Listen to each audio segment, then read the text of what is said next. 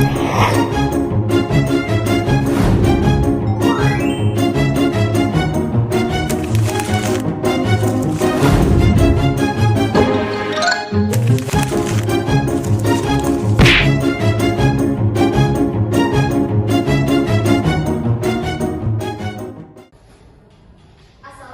warahmatullahi wabarakatuh. Waalaikumsalam warahmatullahi wabarakatuh. Salam sejahtera untuk kita semua. Tabi'un. Ya Bun. Yang terhormat kepada Dr. Edi Suyanto MPD dan Ibu Ayu Setia Putri MPD selaku dosen pengampu mata kuliah penulisan feature dan berita, dan serta teman-teman yang berbahagia. Pada kesempatan kali ini, kami dari kelompok 2 yang beranggotakan saya sendiri Nadia Al-Fauza dan juga Putri Khairunisa, Afadila As, Keiza Sylvia Febriana, Elsya Salsabila, Edita Bisa Fitri, dan Intan Raini. Di sini kami akan menjelaskan materi mengenai hal penting dalam penulisan feature dan berita. Kepada kelompok 2, saya silakan untuk memaparkan materinya. Baik, terima kasih moderator. Di sini saya akan menjelaskan mengenai pengertian feature dan berita. Yang pertama ada pengertian berita. Secara etimologi, berita berasal dari bahasa Sanskerta, yaitu berarti kejadian apa yang sedang terjadi. Penggunaan istilah berita memang sering merujuk pada laporan kejadian yang sedang terjadi atau baru saja terjadi.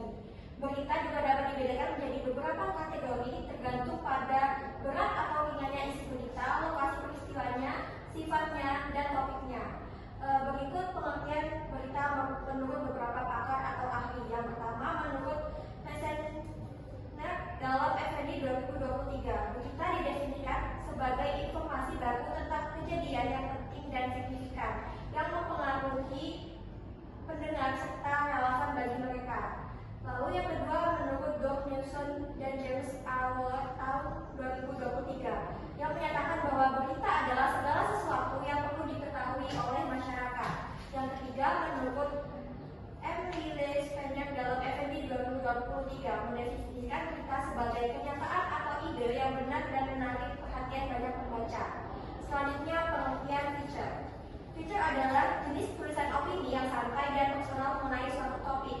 Biasanya bukan berita aktual, melainkan feature menjadi daya tarik tersendiri bagi media cetak, daring, dan televisi. Di koran dan media online, feature seringkali memiliki rubrik khusus dan terbit di hari tertentu, terutama Sabtu dan Minggu, dengan tema seperti wisata, perjalanan, atau kuliner. Selanjutnya akan dijelaskan oleh rekan saya.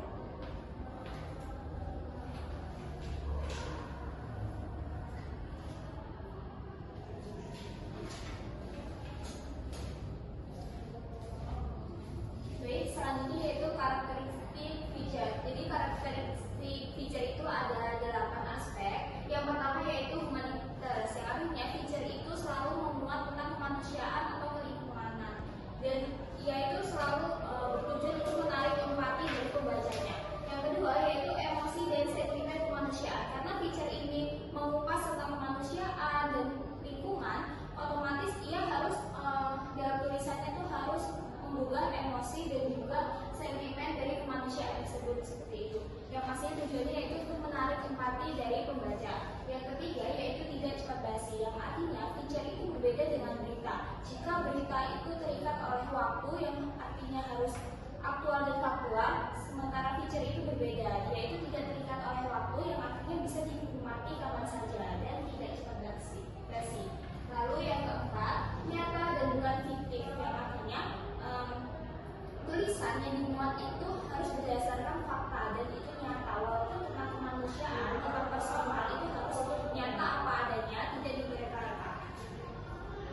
Selanjutnya akan disampaikan oleh rekan saya.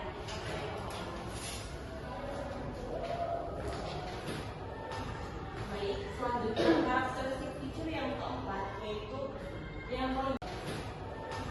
Baik, selanjutnya karakteristik feature yang keempat yaitu tulisan itu tidak selalu menjawab di melalui pesan-pesan seperti ada apa, siapa,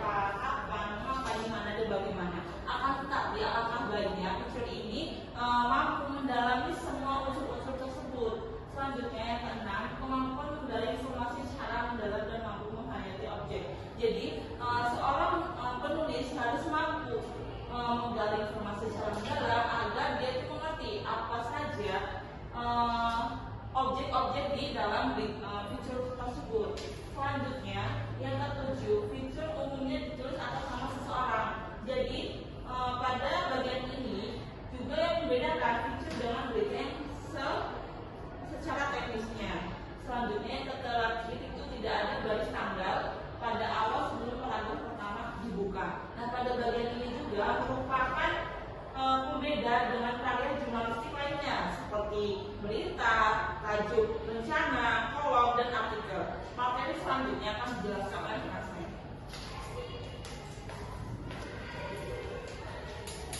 Baik, selanjutnya yaitu ada karakteristik berita. Menurut Muslimin tahun 2019, untuk memahami suatu teks berita, maka kita harus mengetahui karakteristik beritanya terlebih dahulu. Di sini saya akan menjelaskan terdapat 5 karakteristik berita. Yang pertama ada faktual dan informasional. Faktual dan informasional ini disusun secara berdasarkan dengan tujuan yang fakta, peristiwa yang benar-benar terjadi, dengan tujuan untuk mencari informasi atau memberikan informasi. Kemudian yang kedua ada short paragraph. Short paragraph ini ditulis untuk menggunakan alinea pendek atau 1-2 per paragrafnya. Kemudian yang ketiga ada plain language. Plain language ini berita menggunakan bahasa umum, jelas, lugas, sederhana, dan mudah dimengerti oleh pembaca dengan berbagai latar belakang pendidikan dan tingkat intelektualitasnya. Kemudian yang keempat akan dijelaskan oleh rekan saya.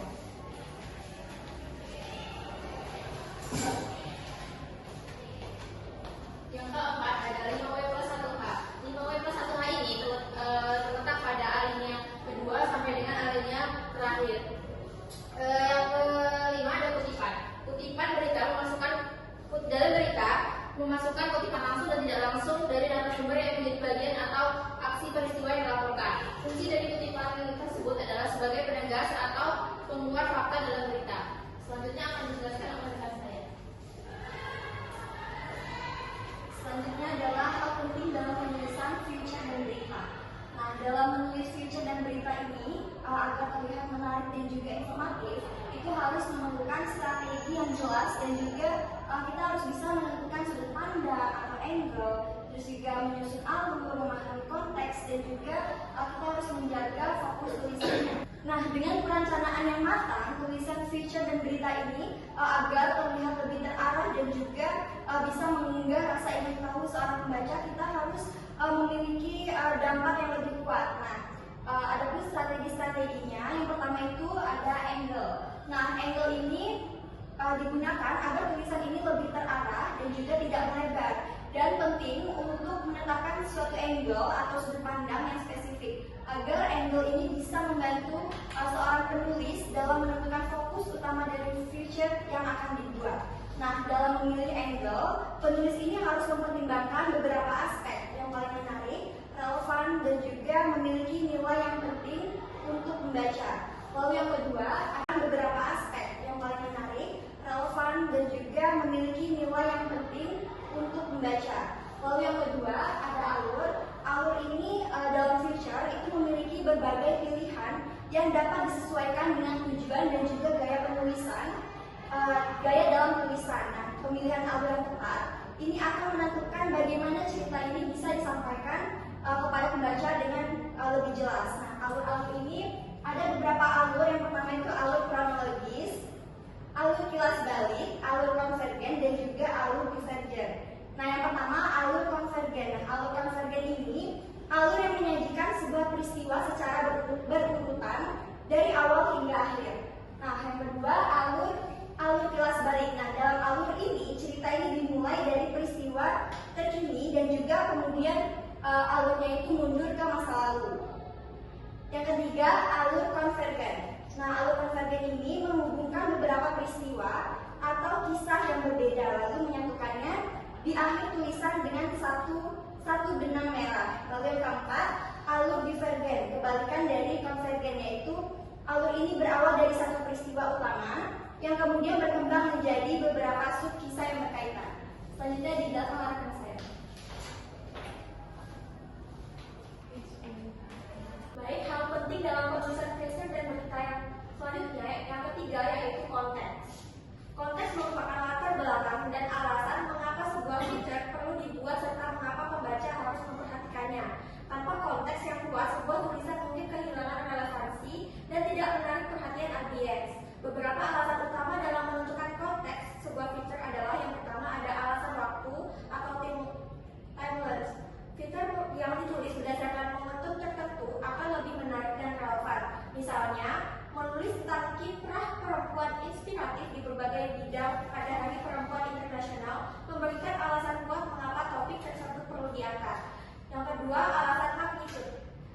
Fitur yang membahas isu dengan dampak besar dan luas akan lebih menarik bagi pembaca. Sebagai contoh, artikel tentang meningkatnya jumlah perokok di kalangan remaja disertai data statistik mengenai dampak kesehatan dapat memberikan urgensi bagi pembaca untuk memahami isu tersebut.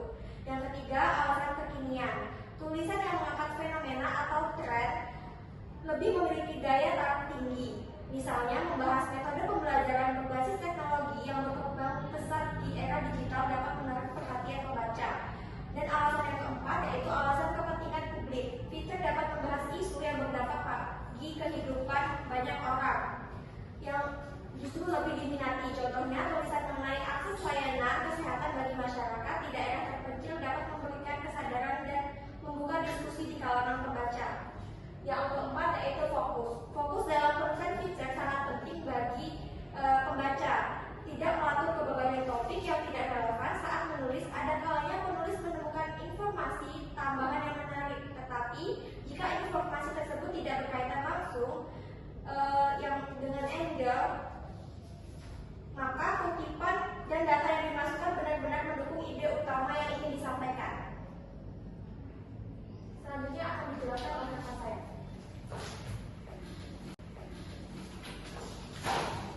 Selanjutnya adalah kesalahan yang dapat terjadi dalam penulisan feature dan berita. Yang pertama adalah kesalahan dalam struktur penulisan berita dan feature. Struktur berita dan feature sangat menentukan bagaimana pesan dapat diterima oleh pembaca. Dalam penulisan berita, seringkali terjadi kesalahan mengenai urutan informasi. Berita haruslah disusun dalam prinsip piramida terbalik, tetapi informasi penting ditetapkan di awal, sedangkan informasi yang lainnya ditetapkan di akhir. Namun kesalahan yang sering terjadi adalah penulisan yang tidak sesuai yang tidak mematuhi struktur ini dengan penempatan informasi penting yang tidak cukup mencolok di bagian akhir. Selanjutnya akan dijelaskan oleh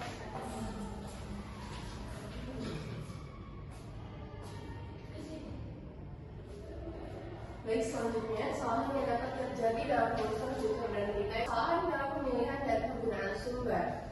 Kesalahan dalam memilih sumber atau menggunakan sumber yang tidak dapat dipertanggungjawabkan dapat menurunkan kualitas tulisan. Seringkali dalam proses penulisan berita, wartawan terlalu bergantung pada satu sumber atau menggunakan sumber yang tidak diverifikasi dengan baik.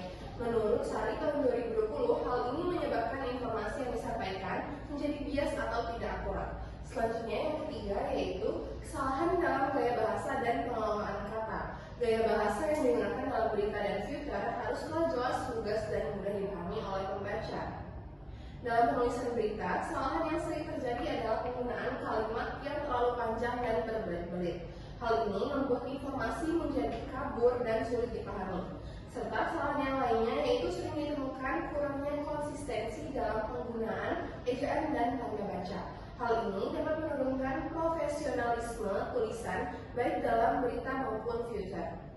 Selanjutnya kesalahan yang keempat yaitu kesalahan dalam mengelola waktu dan proses pengeditan.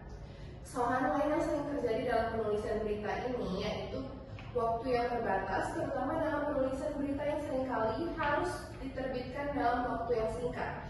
Seringkali mendorong penulis untuk mengabaikan proses editing yang menyeluruh. Hal ini menyebabkan banyak kesalahan teknis yang seharusnya dapat diperbaiki seperti kesalahan fakta atau ketidaksesuaian informasi yang tercantum. Dan yang terakhir yaitu kesalahan dalam menjaga objektivitas. Kedua jenis tulisan, baik berita maupun feature, harus menjaga objektivitas untuk mempertahankan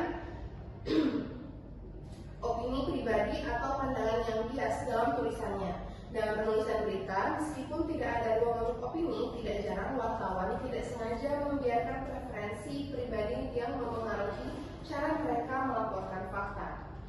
Di sisi lain, dalam penulisan feature, meskipun opini dan sudut pandang pribadi lebih diterima, bias yang tidak terkendali dapat menyebabkan tulisan kehilangan nilai jurnalistiknya. Menurut Wahyudi tahun 2021. Baik, sekian penjelasan dari kelompok, saya serahkan ke moderator.